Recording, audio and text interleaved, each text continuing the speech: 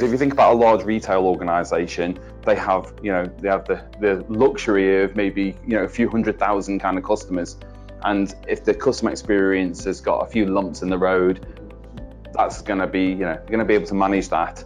Some B2B organisations may have a really small customer base and maybe only 100 kind of distributors. If you just kind of got an issue to 10 of them, that's going to be 10% of your sales effectively gone.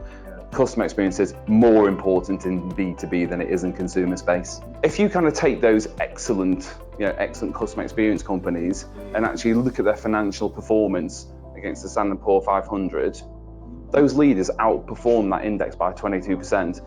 It's really about shareholder value. That's what customer experience is about. It's not the fluffy, nice to have thing. It's mandatory if you want high growth. And there's a couple of things that I thought were probably going to be really useful for kind of our audience today. It's about that type of impact, the impact on kind of retention. So if you've got a good customer experience, that's fine. You can expect about 30% kind of retention ratio. But if you do all that extra work, removing the friction, offering really good services, those habit-forming services, you can just look out at kind of the excellent, the impact there.